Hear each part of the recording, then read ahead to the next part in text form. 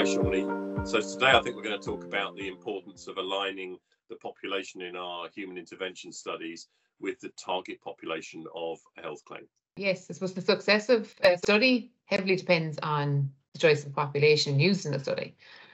As I said, the selection of your target population is essential for ensuring the findings of your study accurately represent your population of interest. And under the European Nutrition and Health Claim Regulation, your target population is that for which the claim is being made.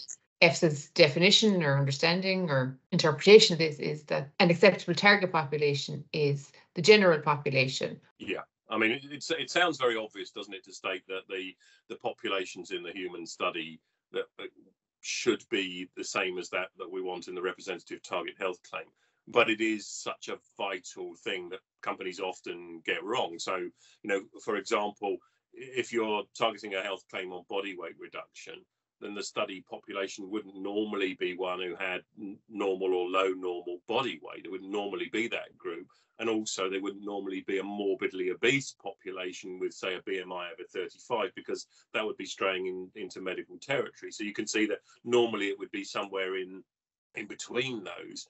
And subjects with a disease, we have to be clear that subjects with a clinically diagnosable disease cannot be the target population for a health claim made on a food, because these functional claims cannot refer to treatment, prevention, or cure of a disease. And I think another perhaps easy example might be, again, with weight gain, is if you were trying to stop weight gain, but the weight gain was linked to, say, a thyroid deficiency. It's a medical condition. So the target population for weight claim, for instance, would be normally people who stand to benefit from that loss. I see what you're saying there, but can studies in individuals with the disease be used to substantiate claims? That is, if the effect named in the claim is expected to occur in individuals without the disease, and then a rationale is given for the effect. An example I'm thinking of is the 2018 claim for gluten and a reduction in vision loss. And the study population used was one with macular degeneration. That was evaluated by EFSA and was not excluded as a patient population as such. In that specific example, the question was asked of the applicant company to justify that. And I think it's also important to note that was the studies used early age-related macular degeneration. So, these people were in the very early stages of the disease, and it's a disease that's degenerative. So I think where health processes are acceptable for an EFSA health claim, and you can argue for that, is when there is no boundary, where you essentially have a very slowly progressing condition where there's no absolute boundary between health and disease. And in the case of macular degeneration, that could be argued. And I think you could do that with pre-diabetes, for instance, as well. Although there's a tipping point, you can work in that sort of pre-disease population. The claim for lutein was ultimately unsuccessful, but it wasn't, as we say, for the reasons of the population that was used. It was other methodological weaknesses in the study. And of course, if you're going to use a population that is, in this grey area, then EFSA states that you must be able to extrapolate. So if you use an early patient population type of thing to support your claim in a healthy population, you must be able to extrapolate the results from the patient group back into the general population. Okay, so I suppose particular attention and care then is needed when studies aren't conducted in, I suppose, the healthy population, or there's a population in that maybe grey area between healthy and patient or disease. Yeah. So 2021 claim for saffron extract, I think the target population was the general population, 12 years and older, with feelings of low mood. And that claim included a study conducted in patients with pharmacologically treated depression.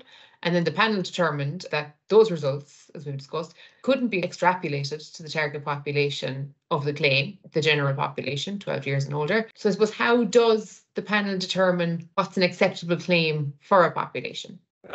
That's a difficult one, isn't it? I mean, I think it's ultimately a responsibility of the risk managers in the European Commission and the member states to decide whether or not a health claim does fall under the Nutrition and Health Claims Regulation.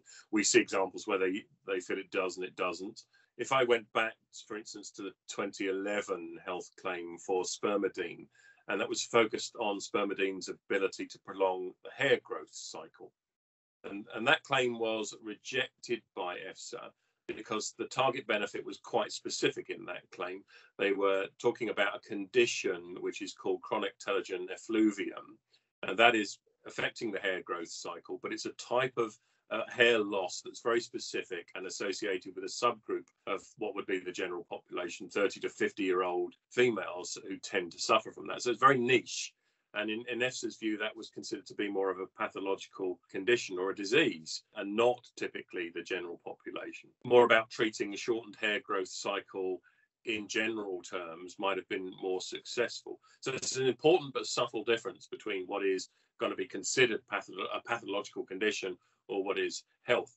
But I think in the context of hair growth, I can say that there were two other claims that were made around maintenance of normal hair and reduced hair loss. And in both of those, during the initial dialogue with EFSA, there was this sort of debate about that wording of the claims, and the reduced hair loss angle was kind of lost in that discussion, and it came back towards this comfortable wording of maintenance of normal hair, or maintenance of normal hair growth. So you can see how there's always some kind of evaluation and debate going on with EFSA. Yeah, if you look back at previous health claims, as we've been doing, there have been several instances like that where the language has been, I suppose, challenged, questioned, and then maybe slightly refined or interpreted in different ways by the panel.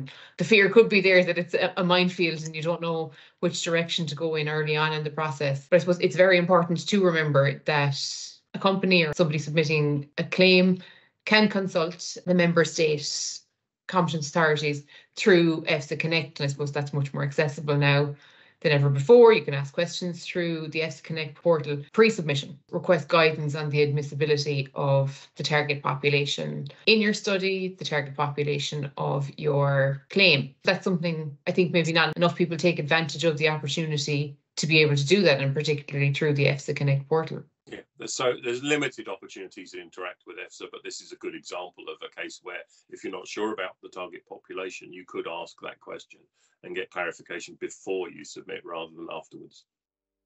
I think that's, I suppose, reassuring in what maybe could potentially be seen as a bit of a minefield of decision making early on in the process when deciding your target population. Thanks very much, Steve.